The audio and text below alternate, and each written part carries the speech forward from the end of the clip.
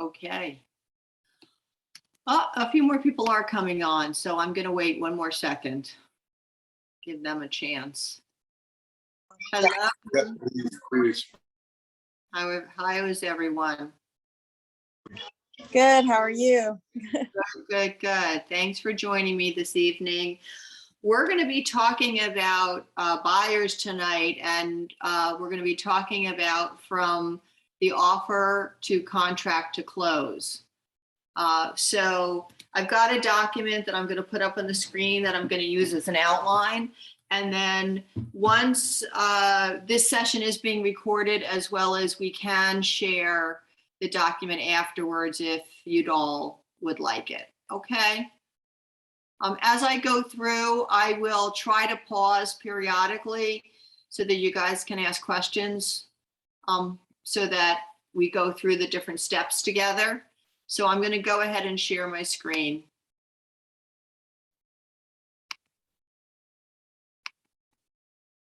All right. Can everybody see my screen right now? Great. Thank you. Thank you.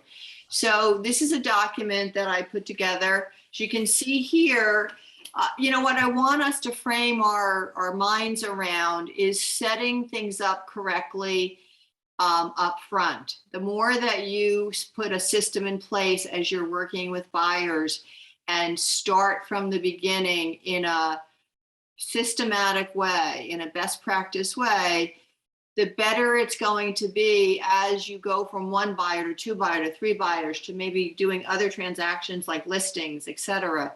So the more structure and organization you have up front, when it's time to put in that offer and you're faced with the highest and best, you're going to be in a good position.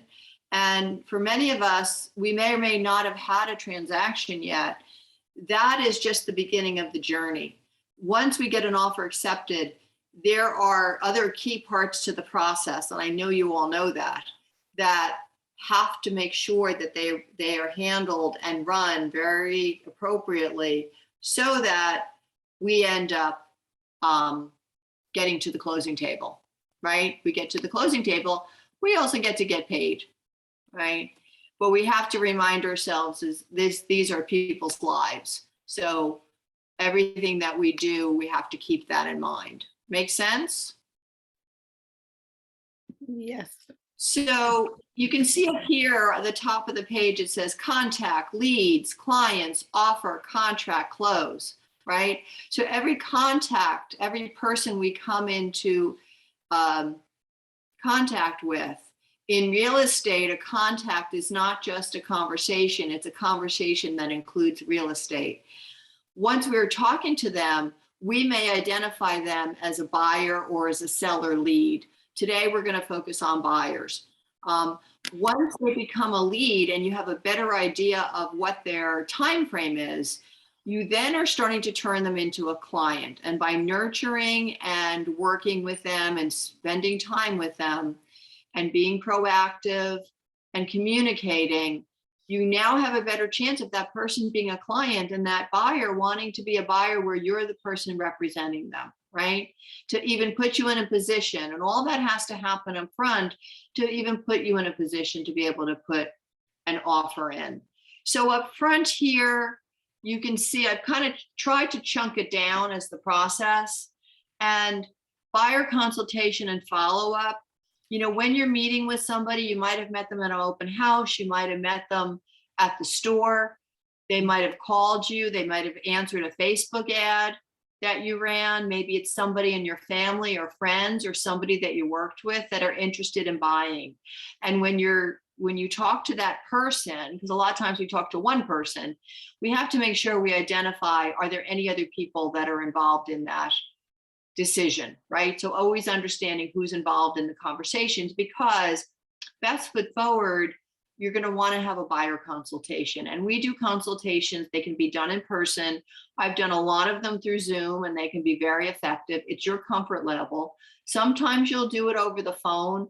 I personally, if I don't know the person, I really like to have that visual of Zoom or that in person so that you have an understanding of who it is that you're working with, because when we talk with people, it's not just hearing what they say. It can be their body language. It can be the inflection of their voice. It could be the dynamics between the couple, or the partners or the family that are buying together, right?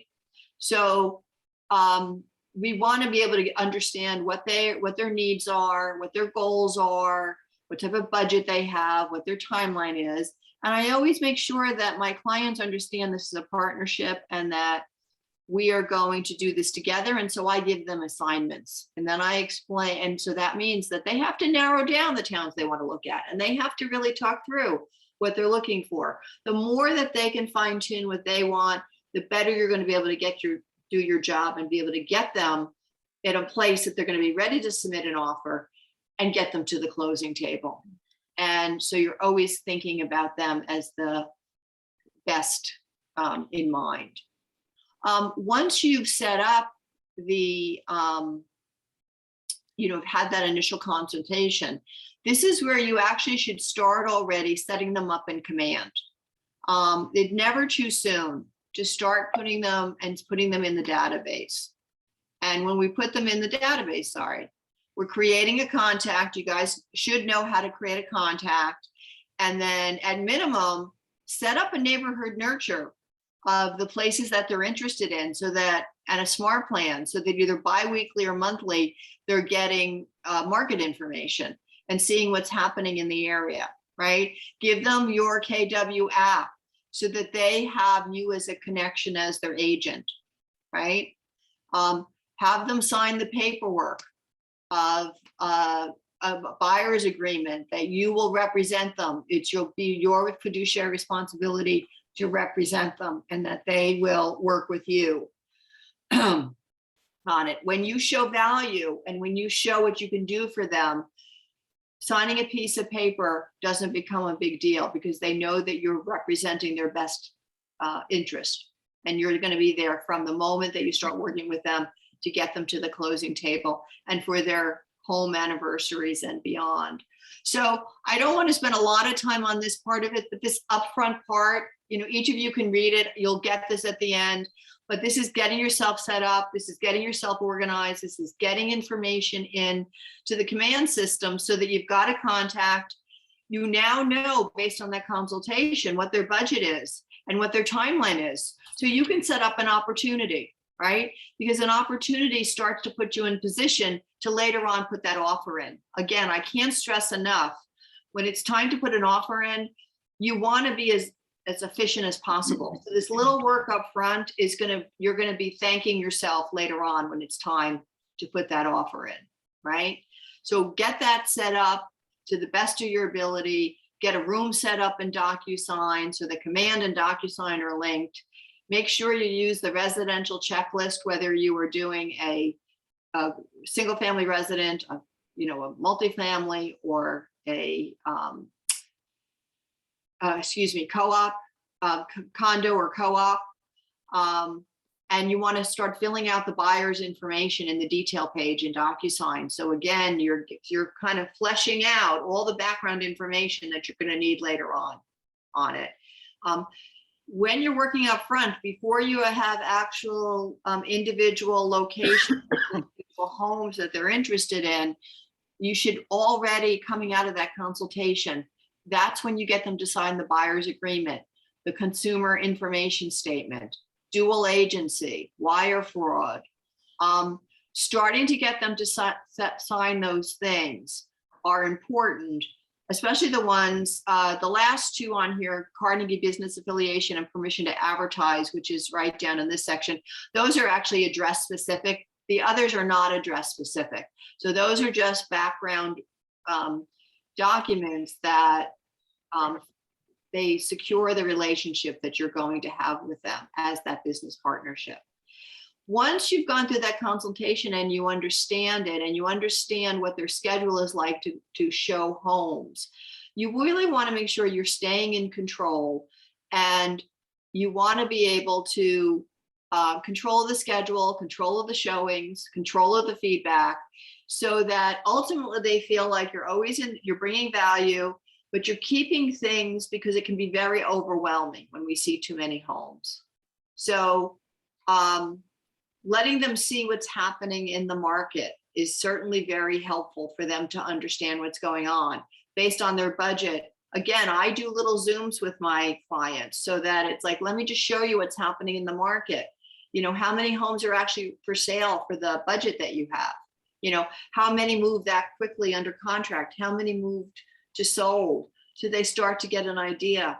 How are things when you're going out with them and showing them homes? Take the time to do a little research. So when you're out there, and because you think there might be a home there that they're going to want to put an offer in, you already know how what's happening in the market. You have an understanding. Are things coming under list price when they sell? Are they coming over list price? Are they coming on list price? Has anything sold in the neighborhood? That little effort up front, really, you come across as a professional. You come across with knowledge. Buyers need to know etiquette and protocol and the do's and don'ts when previewing a home. So AKA recording devices. We keep the editorial out. They're certainly welcome to ask you questions, lead them through, but make sure talking about feedback of the house, you're doing that outside of the home, probably at least 10 feet away from the front door, because those ring recordings can broadcast, right? So you want to keep, you don't want to put your cards on the table. What if they are interested in the house? If they don't, you don't want them to be like, oh my God, I love this house. All the sellers sing is ka-ching, ka-ching, ka-ching. They're singing dollar signs, right? What if they say initially, oh, I don't think that's a very nice house. Oh, that's kind of a funny painting they have on the wall. And let's say they turn out to be interested in the house. Now the seller heard something that was negative, wasn't really meant for the seller to hear, but they've heard something negative that may or may not skew that seller from thinking about that buyer. And that was unintentional, right? Those unintentional consequences. So stay in control of it. And help them fine tune. When I go through, and I typically will only schedule 4 to 6 homes because I want to keep it so that they can remember and have a methodology. After they've seen one home and they've seen a second home and a third home, can they eliminate any of the homes, right? So that by the time you're done, if you show them 6 homes, maybe you've narrowed it down to 2 or 3 that they're interested in putting an offer in at. Maybe they've narrowed it down to 1 but you're helping them go through the process. Does that make sense? Any questions about what I've said so far? I just want to check and see if there's anybody in the waiting room. So bear with me a second. I'm going to stop. Yeah, there's a few people. So hold on 1 second. I'm going to stop share for a minute. I want to make sure I'm letting them in. Okay, I think I did. Sorry, guys, if you were in the waiting room. We're going to go back to sharing the screen. Thank you for joining us. So now we've done our showings, and you want to get feedback from them so that you can understand either, am I going to need to show them more homes, or are they ready to place an offer on the house, right? And that can happen. Sometimes it's the first house you show them, they're ready to put it. So now we're going to create and submit an initial offer. So we got to do our homework. So when we talk with them, you know, I always say to my clients, okay, we've seen the homes. Why don't you guys spend a little time talking together? Do you have any initial reaction? Out of the 6 that we've seen, the 4 that we've seen, the 2 that we've seen, are there any that stick in the running, right? So you want to identify and narrow it down. Are there any that you can totally take off the table? Okay, let's say they're going to narrow it down to 2. Help them through that. You want them to just think about those homes and which home they'd like to put an offer in if they're interested in putting an offer in. And what you want to do is also gather information. So the way I leave it with my clients is I said, okay, guys, why don't you guys talk? I'm going to call the listing agent and get some information for us because I want to understand what's important to the seller, right? I also let the listing agent know my client is considering putting an offer in. I never guarantee that my client is going to put an offer in because quite frankly, our clients can change their mind. So I always say they're seriously considering putting an offer in. And then I ask them what's important to the seller. and I want to get information. You know, is it price? Is it terms? Is it, and terms, things like, you know, handling the inspection? Are there any selling contingencies? Do they need to sell before, do they need to buy before they are able to sell this house? What type of closing date? You know, are they looking for things like waivers to inspections or waivers to appraisal? I want to know whatever information. Price is not always the most important thing to a seller. So don't automatically, you need to counsel your buyers that to remember that it's everything is fair game. And also, if they want to be in the game, what you want to ask them when they're on the fence about putting an offer in. I always go to kind of that emotional connection, right? And that emotional connection is, would you be sad?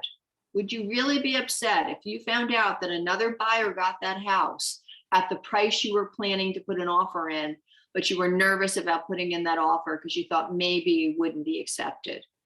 Would that be really upsetting to you? And then I have buyers come back to me and some of them say, yep, we're putting an offer in. And others will say, you know what, we're okay to let the house go. But it helps them to really think it through because this is such a big emotional and financial decision. Any questions or comments about that? You guys are so quiet. Are you finding it helpful, not helpful with what I'm going through? No, Yeah. I think it was great. Very helpful. Sorry. Yeah, It is very helpful. Okay, you guys are just so quiet. I just want to make sure I'm boring you to death. No, I don't. No, not at all. I'm writing down notes. Okay, and yes, go ahead. Question. I just like, I didn't want to interrupt you before. I just didn't know, like, what is that neighborhood nurture and smart plan and give them the KW app? Like, what does that mean? Oh, well, Sonia, you have a lot that you need to work on because those are all Okay. things at your fingertips. So it's a great question. So first of all, so Sonia, how long have you been with us? And I'm not doing that to embarrass you. I'm just trying to put things in perspective. I'm very, very new. I have Very, very new. Okay, so right now. I have a full-time job, so I'm kind of like not really fully in it. And now I'm like, I have 2 clients and I saw that you have a class on putting in a contract and now I gotta get serious. yeah, exactly. So listen, I appreciate the candor. It's a great question. So first of all, there's a couple of things. When you start with KW, get an email from Scott Leroy. And Scott Leroy, there's an email that you have that would have given you access to sign on. It would have given your KW email. It also would have given you access to sign on for command. It also will talk about being able to set up your KW app. You actually have, Keller Williams has 2 different apps. One is a consumer app that you can load in your phone. You can go to the app store. The other one is an agent app. The agent app actually allows you to, you know, follow your transactions and access information from your files on it. The other one is actually, so the buyers can actually do searches. It connects the buyers or the sellers so that they can do searches instead of going on to their laptop or using some other MLS, right? So that becomes an item of value to give somebody a KW app. Now the neighborhood Why nurture. is that more valuable than giving them Zillow? Like them having. Well, just- Zillow, so first of all, Zillow is a competitor. So we don't want to be giving them Zillow because Zillow could snatch them. And Right. Zillow, quite frankly, has very dusty information. So I'm going to say everybody raise your right hand. And from this day forward, Zillow is a point of reference if you want to look at a price just to see what Zillow says. That is not a place you want any of your clients searching. The information can be very dusty. And quite often that's how they find us, but it is not the place. When you are working with a client, you want to, number one, like we as agents use NJMLS, right? We use the official agent sites. There's a customer version of that. That's going to give us the freshest, most up-to-date, immediate, because if I go under contract with something, that happens online immediate. I add a listing, that happens online immediate. Something that wasn't on the market at 9 a.m. in the morning, all of a sudden is on at 2 o'clock in the afternoon. Okay, so you want them to have dynamic information and the most accurate information. Okay. I'm finding that it isn't. That's like something that I learned is when I see a listing and it says active, before I present it to the buyer is to call the agent and say, is this available? Because I'm finding that agents are not updating the status. Well, if they don't update the status, they're actually subject to fines. So there could be a timing thing where, you know, they're waiting for paperwork to be signed, and this is a fast market. So that does happen sometimes, but that's only timing because they're waiting for all the paperwork, because you can't update the status. You can't take something and put it into attorney review or put something under contract unless you officially have it like a fully executed contract that both parties have signed and you started attorney review. So there's rules and regulations. That's going to happen. But I want you to kind of, what I'm hearing kind of is a mindset that you're kind of thinking it's really, really dusty, and it's really not. Okay. What you have is a very fast moving market. So you're going to find those cases because it's so fast. But overall, it is so accurate compared to a Zillow or a Realtor.com or any of those others. And then personalizing it through our app just gives us another thing that our branding and our connection has with an agent. Okay. So And like, the neighborhood nurtures and those other things, the neighborhood nurtures and other things are smart plans that you're going to learn in another class. I don't want to spend too much more time on that because the focus here is to get you to the closing table. Okay. Okay. All right, Sonia, does that help though? Yeah. 1,000,000%. Okay, good. Mabel, you had a question before we go back to the document. Okay, so my question was like, usually customer with more than one agent on the buyer side especially, is that correct? Because that's what I'm assuming here. Sorry, is that Gopi speaking or Mabel speaking? Because I'm, Gopi. oh, I'm sorry, Mabel, go ahead. Are you okay if Gopi asks her question? Okay, Gopi, go ahead, ask the question again. So the question was like, I don't know, I'm thinking that when it comes to the buyer side, is it correct that they are working with more than one agent at the same time when it comes to buying a property? Well, I think you want to find that out. That's why you do a buyer consultation. Okay. All right. Because what you want is them to sign a buyer agreement with you, so they're only working with you. Okay. Perfect. All right. It's kind of like, you know, you're dating and somebody's two-timing you. You know, sometimes people aren't, like sometimes people don't. You have to decide as an agent whether you're okay with working with somebody that's not interested in signing an agreement. I want to know that the person is dedicated to me. I do that by showing my value and by doing a buyer consultation. Our jobs are not to show houses. Our jobs are to sell houses. Don't let yourself become somebody that's being used as a key opener. Okay. Okay. Mhm. So I'm sorry if that came across a little harsh. I don't mean it to be. It's very easy because we're all anxious in the beginning, especially, or like when business has been quiet. But you want to have standards and you want to stay in control of the relationships you have. Okay. All right. That makes And by sense. showing value up front, you're going to end up, you can turn a client from one transaction into a client for life. Yeah. Okay. Mabel, you had a question or comment. Yeah, two real quick. So, Yeah. you know, I just got everything in, I think this morning. If I'm not mistaken, they just picked up my license. So, good. yeah, so I'm super excited, but my client wants to see houses and I've got already one appointment set up that's been cleared for Saturday, but this is my little conundrum, the little issue that I have. I don't have access to anything yet. So I need to send them all the paperwork and everything. Is there any way that maybe, I guess the Scott gentleman you mentioned, should I email them or maybe by tomorrow I'll get everything? Scott can't do anything for you. What office are you in, Mabel? Woodcliff. You're in the Woodcliff Lake office. Okay. So you got your license today is what you say. So you're official. Yes, they pulled the New Jersey one. Okay. And did they say when you would be getting access to NJMLS yet? Well, I still have access from Before? Terry O'Connor.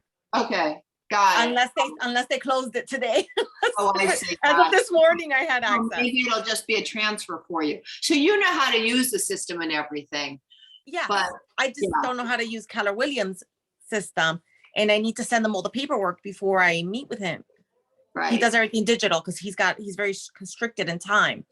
And then number two, he asked me if Keller Williams works with short-term leases, helping internationally, because he has a brother who has a property that he wants to like lease out short-term Airbnb type of style. And I said, I will inquire. I'm fairly new with KW. Let me see what their requirements are. So what I would suggest you do as far as any paperwork. So what are you talking about, the paperwork I was mentioning before, like the CIS, yeah. the dual agency? Mhm. What I would recommend you do is reach out to bcpsupport.com. You can go online to bcpsupport.com. It's free. BCP Support. BCP, B as in boy, CP, support.com. Okay. You type that in, and that we have that at KW, and that's free support, and they should be able to set up a room for you. I believe they should be able to set it up for you so that you could have access to this paperwork right now Oh. until you have access yourself. That would be great. Thank you. So, I mean, as far as Scott Leroy is more about, have you signed in? His email is about you signing into command so you can start the process. Mm-hmm. But right now, it's not only starting the process, but you know how to fill out those forms. But have you Yeah. used DocuSign before? Yes, I have DocuSign experience. So here's two sides of it. You can, I mean, you could, Scott Leroy, you could make sure you can get into command. But if you're in a time crunch, you could use BCP Support. You could ask them if they could help you, and they might be able to help you. Okay. Okay, great, So- great. I mean, the good news is you have experience here, so it's not like you're starting from scratch. It's a matter of a time crunch on it. Okay. Yeah. Thank you, I thank would you. go that route right now. All right. And Naomi, you have a question, and then we're going to go back to the video because I want to make sure we go through the whole class and all the information. Because right Okay, now we're quickly. just at the point of submitting an offer. You didn't even get there. Yeah, two things quickly. One is, can BCP Support help with the app? Because I've set up command, but I don't have the app yet. Well, the app you should be able to do through Scott Leroy. Mhm. The app should be one of the things that's on his list. And if not, if you're having difficulty, then I would reach out to Chris Garaffa in our Tenafly office. Okay, But start with Scott Leroy, go back to that original email. okay. All right, because there's two parts to the app. What happens with the app is that there's actually the downloading of the app on your phone. That's simple enough.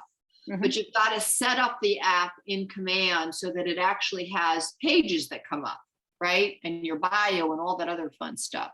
Okay, So that's what I start don't with have. that. So, but BCP Support would not be the place, that would be the last place I go. I do not think they could help you. It's going to be Scott Leroy's team and then Chris Garaffa as your backup. Okay, and the other question is that I have, for example, I met somebody today, you know, Yeah. like you said, everybody pretty much that we talk to, we introduce ourselves, and I met someone who says, oh, wow, I am interested and I'm actually looking right now. And then I asked her, are you working with someone? And she said she is, but she's not happy with the person. So how do I know, like, at this point, I don't know if she signed a contract, and I don't want You have to. to ask her. Mhm, What happens is you'd have to ask her if she signed a contract with them. mhm. And what she'd have to do is she would have to basically break up with that person on email before you, Moving forward, okay. yeah. And you can always check with Judith in terms of how Judith are again, because you're in Tenafly with me, Judith God is our broker. mhm. So you always want to make sure that in that case type of thing, you can always go to Judith in terms of getting how Judith would like you to handle it. Okay, Okay, so that you are not, but find out if there's a buyer's agreement first, if they've signed something. Mhm. Okay, because you're not allowed to work with them. If they have a buyer's agreement, you shouldn't be working with them, and you don't want to, I know you don't want to put yourself in that type of situation. exactly. If they break up with the person and they have something in writing and they broke up with them, if they had a buyer's agreement, because a buyer's agreement can be canceled. But let Judith know also, and if she's got any additional advice, okay? Okay, thank you. You're welcome. Good luck. Thank you. The good thing about a buyer's agreement is that a buyer's agreement can be anything from you're going to work with them for one house. It could be one address. It could be for one day. It could be for 4 months, 6 months. Like when I do buyer agreements, because I know my clients, I'm giving them a time frame. So I typically will have a time frame, let's say, that overlaps when their lease is going to be up. So that could be like a 4-month or 6-month, and they know ahead of time, right? And they're fine with that. But I've also done it where I've done it for, it's these specific houses, because they're not ready to have a long-term relationship. They just want to kind of date right now. But I want a commitment because I want to get paid. Mhm. So, okay, so we've now come down to the point where we're at the point where they've decided to submit an offer. We spoke to the listing agent. Sorry about that. We spoke to the listing agent. We've gotten some information. We understand what the seller is looking for. We know if there are multiple offers or not, and whether they're planning to do a highest and best. We also want to talk to the buyer's lender about the offer, just to understand the buyer's budget. Is there, whenever I'm working, I always introduce myself to the lender when I'm working with a buyer. I want to understand like how much room that buyer really has, because every house can be different, and submitting an offer, when you're thinking about it, a buyer is not buying the list price of a home. The buyer is buying the monthly payment. So they need to make sure that that monthly payment, and a monthly payment includes the price of the home, insurance, taxes, right? And then they also have to take into consideration whatever other expenses they have. So you want to understand kind of that monthly payment, because depending upon where they're looking, and if they're looking in multiple towns, we know, like, let's use Englewood and Englewood Cliffs as an example. Englewood, the houses could be priced the same, but the taxes in Englewood are going to be potentially sometimes twice as much as Englewood Cliffs. And because Englewood Cliffs has a lot of corporations and businesses in it, and Englewood doesn't have that same type of offset as Englewood Cliffs. So you want to understand the total picture on it. And I want the lender also to know, listen, we're at a point where there's a good chance we're going to be putting some offers in. So I want to make sure. And I also want to understand what the lender can do as far as a timeline. Is this a 30-day close that they can accommodate? Is it a 45-day close? Is it a 60-day close? And with interest rates rising, some of the lenders now actually want to close as soon as possible. So, which is even less than 30 days. It's very different than what we've experienced these last 2 years, which has been that we had to have a very long closing dates. So you want to be pulling together all your information.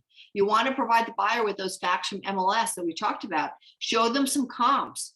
You want them, you're going to come up with an idea of a price range for them. I really would encourage you to be very careful about not giving them the exact price. Give them kind of some guidelines. Our jobs are consultants. Our jobs are to share information, facts, so that the buyers can make a decision that they're comfortable with. And you also want to know, based on the offer they want to put in, how much of a deposit are they going to give? Is this their original opening offer? Are they going to be opening to negotiation if there isn't multiple offers and the seller just wants to negotiate back and forth and maybe do a counter? Or is this their highest and best?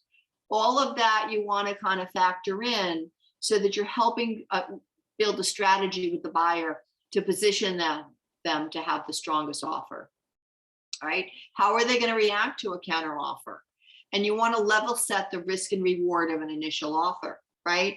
Sometimes we have buyers that even in this market, which has been a seller's market, think that they can lowball going in the opening offer. Sellers have the right to say no, and that's the end of discussion. And the seller's not interested because you've insulted them. You've gone too low, right?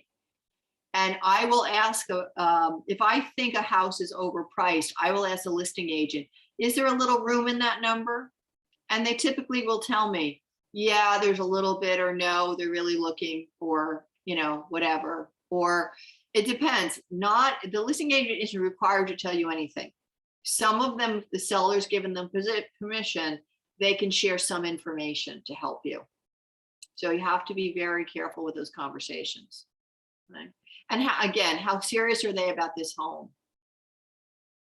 So then you're going to prepare your documents and DocuSign for the buyers to initial review and sign to submit the offer.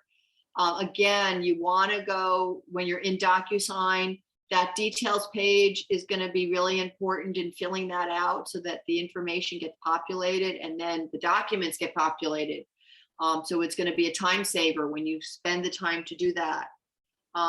Inform the listing agent that the offer is being submitted. And I always text or call to let them know an offer is being submitted. And I also ask the listing agent to confirm receipt of the offer. I will also ask them if they once I've submitted the offer, do they have an idea when they're going to be reviewing offers with the seller? Do they have an idea when the seller is going to make a decision? You do not force this conversation or getting an answer. You're just kind of asking questions and play it to see how, like, whether you're having a dialogue. You're building rapport with the agent. You're asking questions, but again, they may not give you, a lot of information, and that they're doing that. Remember, they're representing the seller.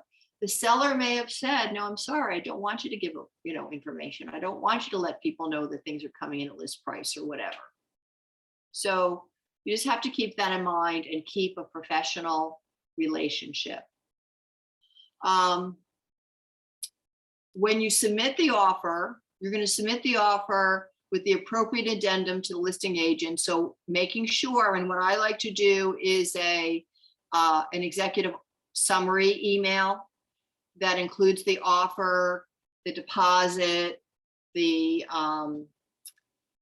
the mortgage or the proof of funds. What type of mortgage it is it conventional? Is it an FHA? How much money are they putting down? If there are any home inspection or appraisal contingency, the closing date and whether there's any flexibility with that closing date, selling contingency, if the buyer doesn't have to sell anything, if the buyer is renting, letting them know information. If they already decided on an attorney, what you want to do as the agent is to put your buyer at the best light. The more information, the more buttons you are up front, the agent starts saying, hey, this agent's got it together. This buyer's got it together. This buyer is serious. And that's what you want to have come across. You're including in the offer the MLS fact sheet, the pre-approval, or the proof of funds. Sorry.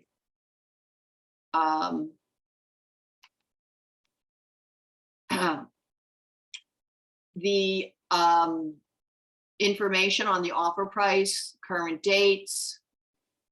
Hold on, let me scroll down here. The contract of sale, which is the actual offer. And if you're working with a co-op is different. You do not write up a contract. It's actually an intent to purchase. That's for another class, another day. But it's a mistake some agents make because they've not done.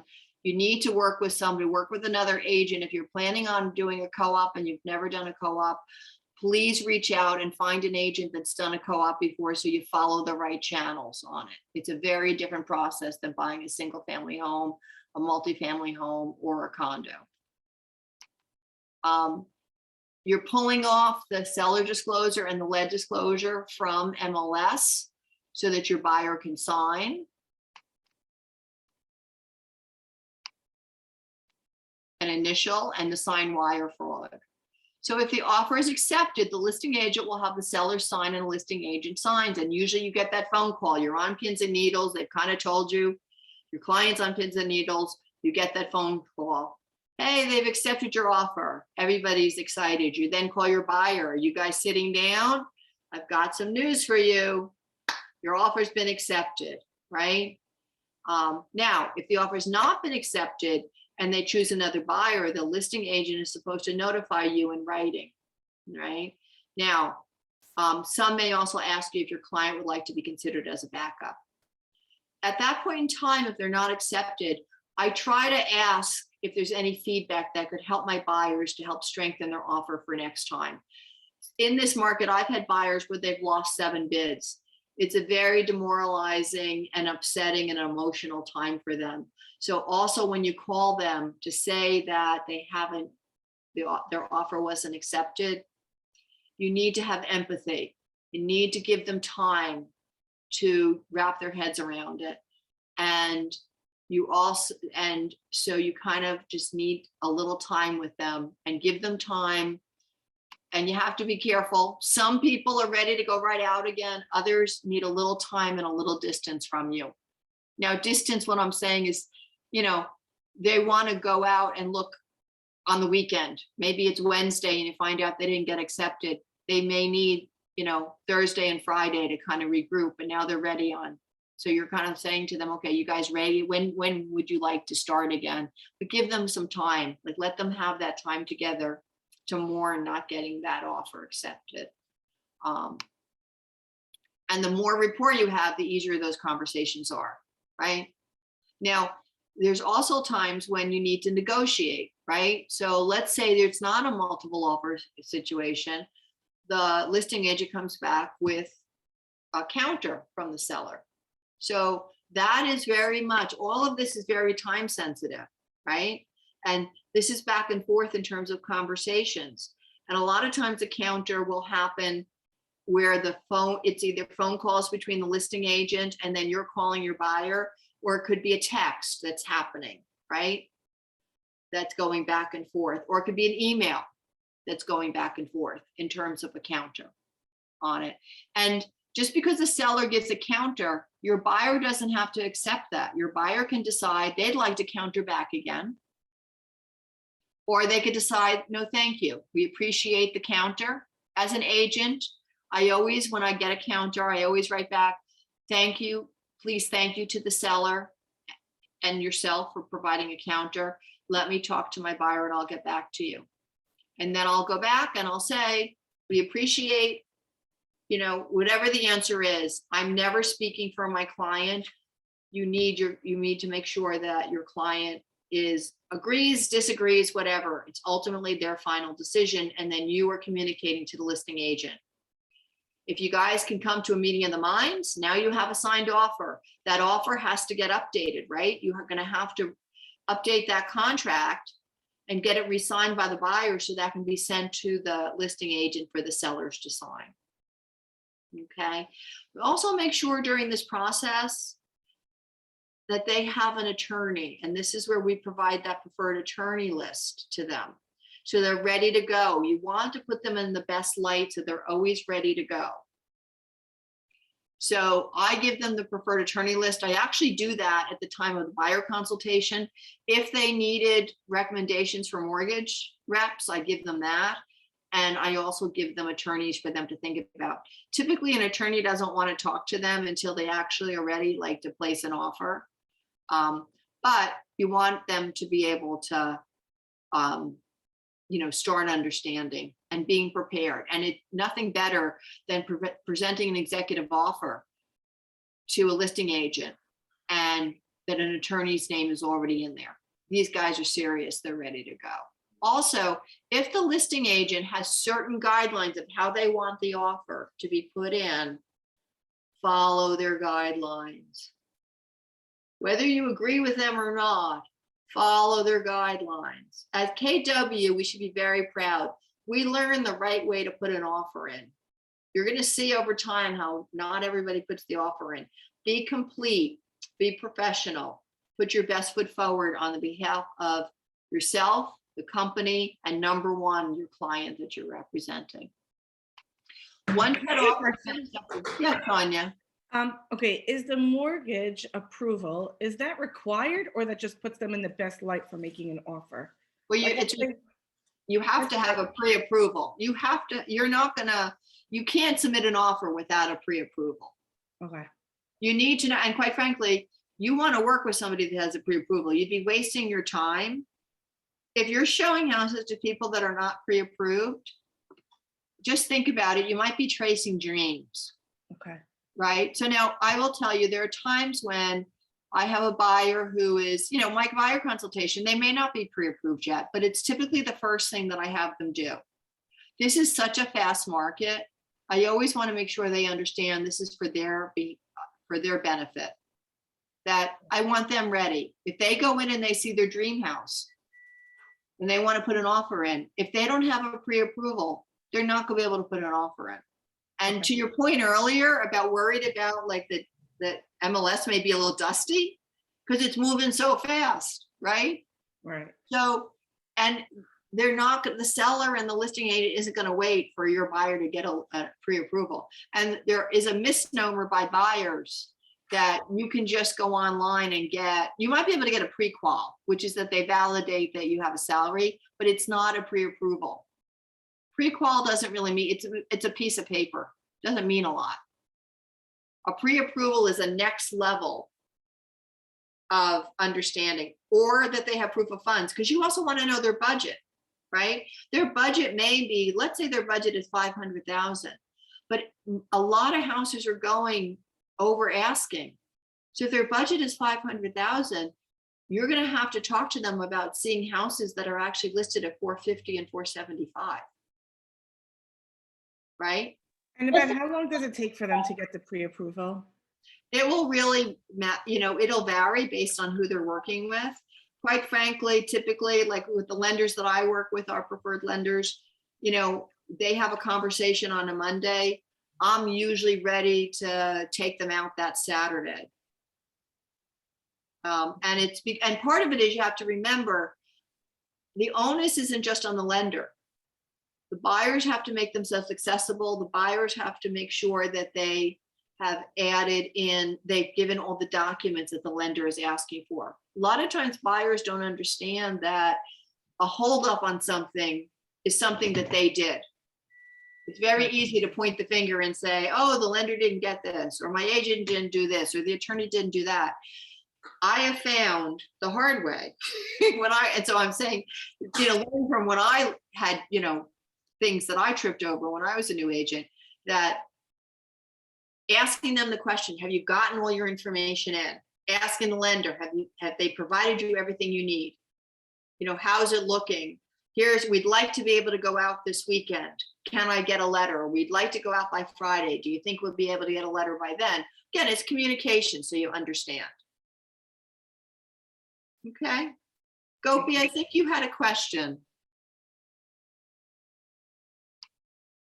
No, my question was answered. Oh, wow. Okay. Okay. All right. So what's going to happen now is once getting a fully executed contract is when both buyers and sellers, remember from real estate school, it's called the meeting of the minds. That's when a buyer and a seller have both signed the contract. They've agreed on the price and the terms of a contract. So that's called a fully executed contract. And that's what needs to get sent to the attorneys. So it gets sent to, and usually the buyer agent is the one who kicks off attorney review, but you always want to check with the listing agent just to make sure. And you create an email that go to both the buyer's attorney and the seller's attorney. You copy the listing agent. There are no clients on this email. This is just between the two attorneys and the agent. Okay, you can also copy Carnegie Title. Okay, if we're using Carnegie Title, and we are starting off and kicking off, we're telling the attorneys we have a new contract and we're excited about working together to get our clients to the closing table, right? You're including a contact sheet in there so that everybody knows who the buyers and the sellers are, who the attorneys are, et cetera. And you're putting together a full package so that everybody has a full file, the MLS sheet, the pre-approval or the proof of funds, the signed executed contract, the buyer signed property disclosure and lead disclosure, the signed wire fraud, the contact sheet, right?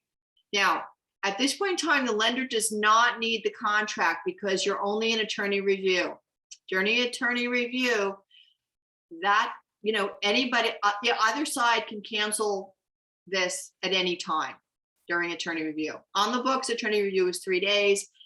The attorney will actually send out a note that says we are overriding this, and they create riders. So any changes to the contract, then, and that way it allows attorney review to extend past 3 days if it needs to be. I've seen attorney review happen in a day. I've also seen it sometimes linger for a week or so, depending upon what needs to be resolved on it.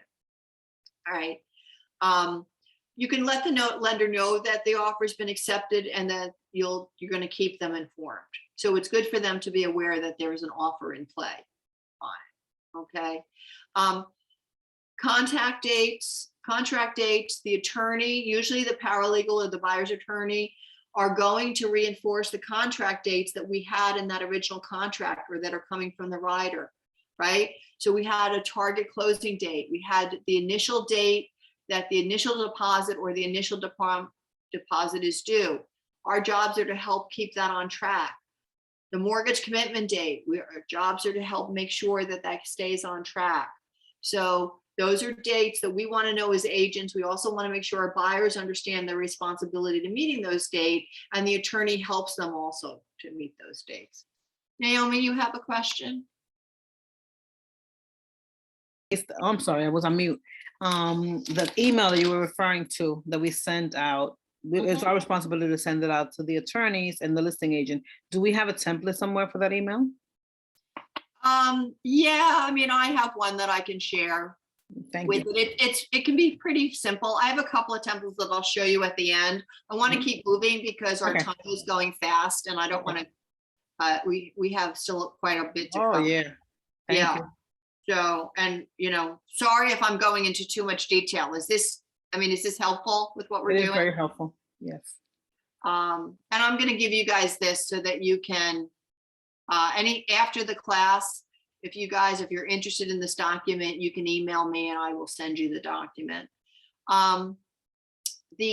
Once you're in attorney review, you want to make sure that, okay, Sonia, this is where the listing agent is changing that to attorney review. Once we know we're officially in attorney review. Buyer and lender, this is where, the lender will be talking to the buyer. This is the point in time while you're in attorney review, if it's going well, you want to get ahead of it and have your buyer start talking to home inspectors to get the home inspection scheduled for right after you go under contract, because you can't physically do an inspection in New Jersey until you're under contract. But you want to get it penciled in so you're keeping the process smooth, right? And giving them as much time. And you're guiding them in terms of the buyer is the one who's actually going to schedule the inspections. At minimum, they're doing a home inspection. That includes also pests and also includes oil tank. Radon is pretty standard as part of the home inspection. The other thing that we've been recommending over the last few years is a sewer line inspection, because the sewers in our area are very old. A little ounce of prevention up front, it is money up front that they're spending, but can save them thousands and thousands of dollars later on.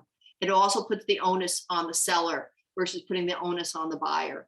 If there's a fireplace in the house, I also recommend a fireplace inspection. And we provide at least 3 home inspectors so they can choose. And the buyer should talk directly to the inspectors. Ideally, we like to have all the inspections done on the same day so that everything is very organized and very timely. And it's good for your schedule. It's good for the buyer's schedule. Buyers are expected to be there. You want to be there as the buyer's agent. You want to hear what the inspectors are saying. And you want to make sure you understand when the reports are going to come out. Buyer requesting Oprah report. This is to understand all the open and closed permits of the home. And also I recommend the buyer request a property tax card from the town tax office. What this does is it actually shows how many rooms the house is being taxed on. It also sometimes shows when perhaps something was put in the house that didn't have a permit. And so it's a good reconciliation tool. Keep open communication with the attorney and the mortgage rep, as well as your buyers through this process. They want to know that you're always there and anticipating and helping them anticipate the process.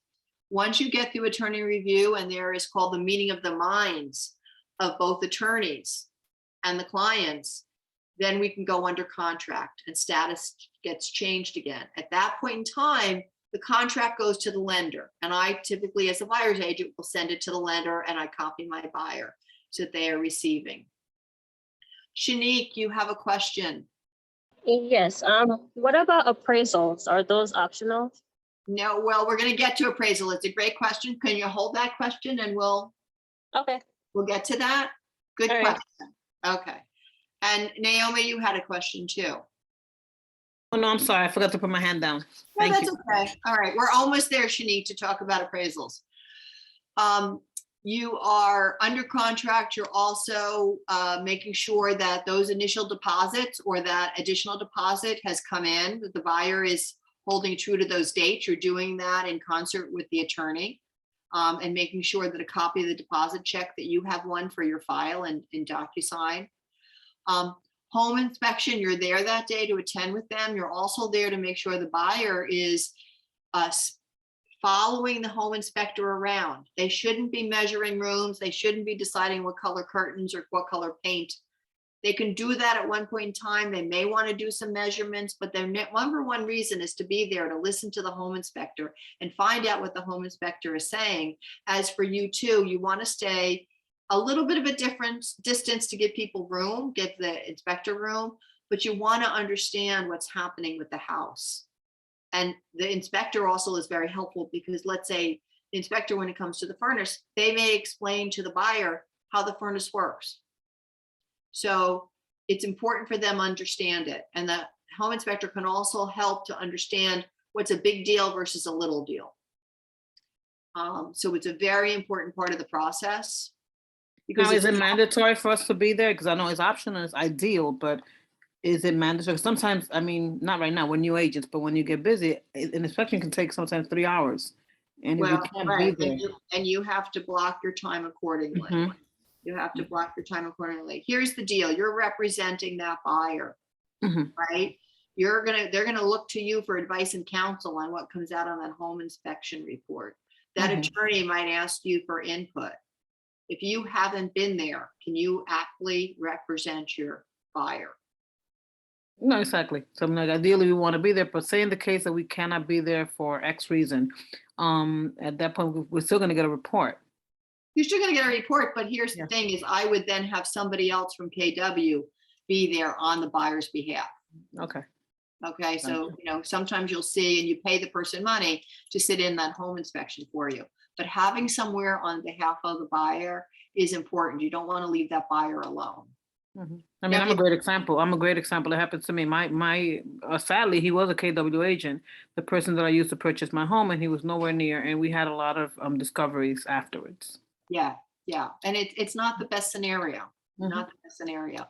And yes, you're busy, but if you schedule yourself, it's usually very rare that that becomes a non-issue, that it really becomes a non-issue. All right, thank you. And it's part of our job, Mhm. plus you're gonna learn a lot. Yeah. You're gonna learn a lot.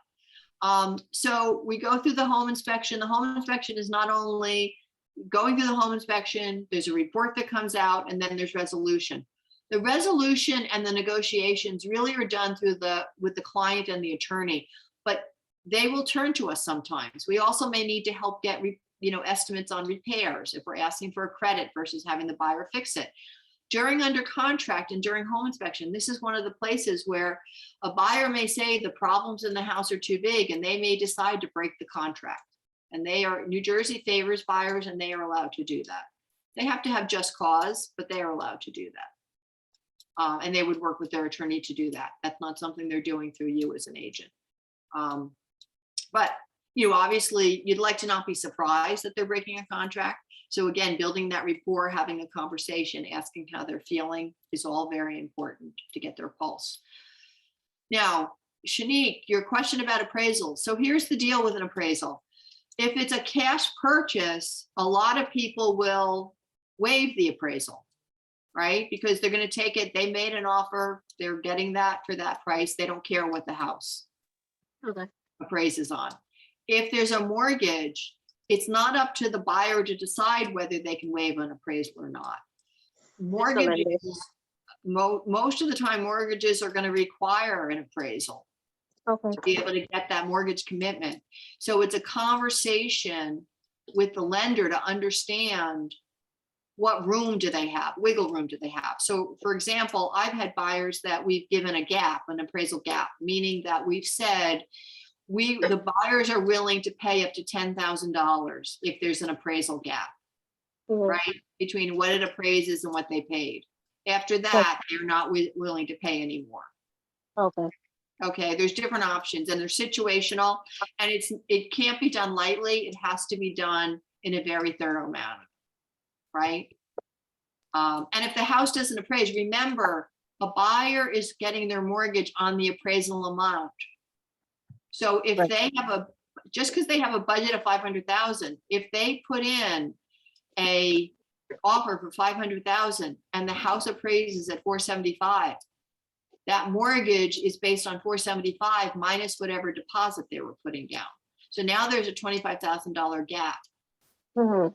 Either they're going to lose the house because they can't meet the conditions, or perhaps the buyer and seller can come to the meeting of the minds and split the difference, but does the buyer have cash to make that difference up? Gotcha. And your appraisal, you're almost close to closing. That is the last place that you really want your buyer to be walking away from a home.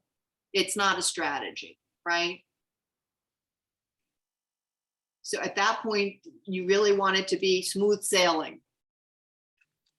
Now, when the appraisal comes through, the buyer gets that. We don't get that information directly. So you're going to ask the buyer to share with you what the appraisal came out with. They may say it just came in fine. They may not want to tell you the number. And they also need to tell the attorney. When a listing agent, how did the appraisal come out? We don't give, the buyer owns that appraisal. We don't give them the dollar amount unless the buyer has said it was okay to give the dollar amount. I just tell the listing agent came out fine, right? If it didn't come out fine, if it came in lower than what they paid, then there's a negotiation that has to happen. And that typically happens with the, between the attorney. Again, as an agent, you may be asked for advice and counsel. The mortgage contingency, mortgage commitment, you want to confirm that you have that date, that everything is on track to meet that date, because that date needs to be met so that you can close on time.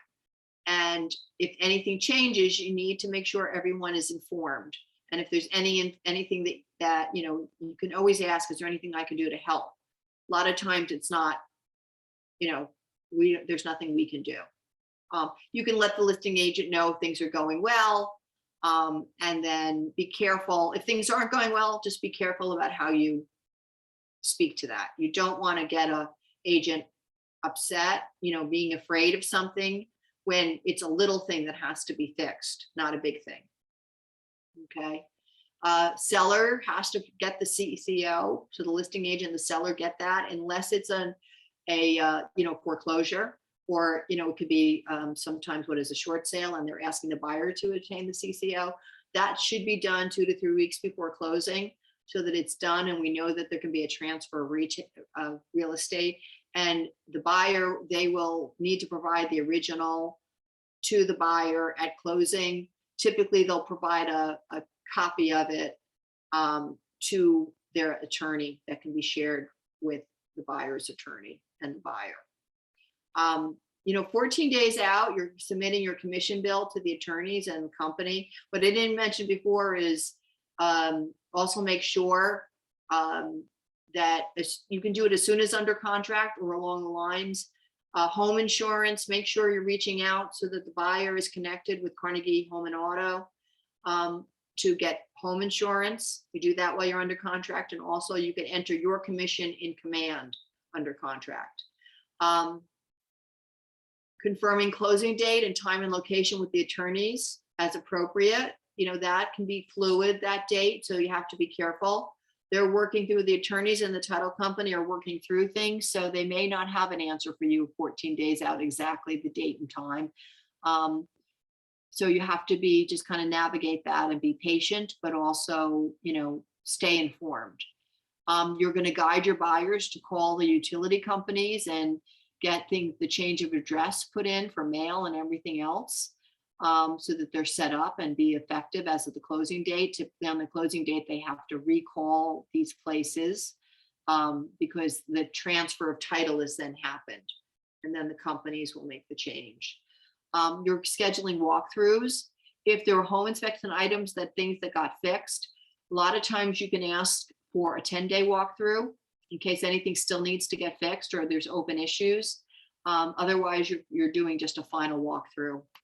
That's very situational. Most people these days are just doing final walkthroughs, but if there were things that needed to get fixed, you're bringing your list with you to make sure, and by then you would have known that they were fixed. I've actually gotten agents to send me, listing agents to send me photos or videos of things they got fixed. Their listing side is going to be expected to send in receipts that showed that they got fixed if it was, from a licensed plumber or a licensed electrician. Closing day, attend closing if allowed. With the pandemic, we've not been allowed in a lot of cases. You're going to bring a copy of your commission bill so that they can verify your commission amount. You're also going to get the closing statement, and also think about whether you're going to give your client a closing gift or take them out to lunch. That's a very personal decision. I usually do something. Also make sure that before closing, you have all your documents in compliance. So all of those documents in DocuSign are up to speed, because if you're not in compliance, you're not going to get paid. So the market center will hold your check hostage until you get yourself. And also, God forbid you ever got audited. If you don't have all the documents in there, there are fines for not having your files up to date. Also, any appropriate emails that talk about the, end of, like when things, attorney review concludes, going under contract. So letters from the attorney, the copies of the rider, all pertinent information, the copy of the home inspection report, the resolution of home inspection, all those types of things go into your folders.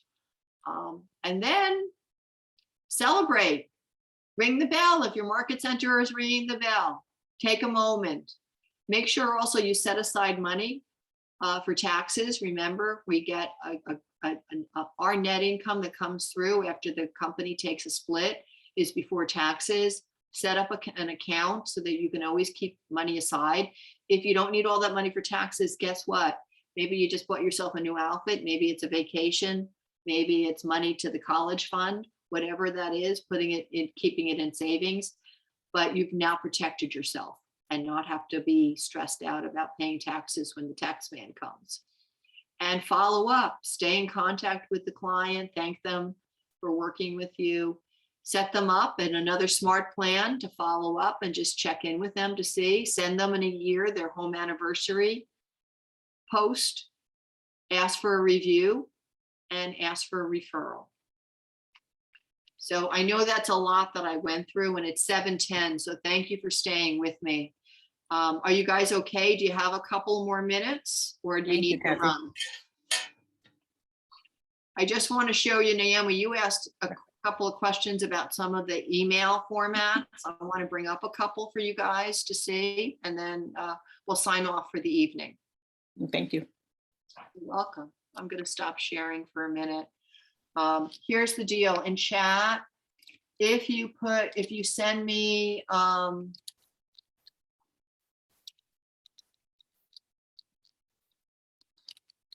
in chat, this is the coach's email, bcpcoaches@kw.com. Please,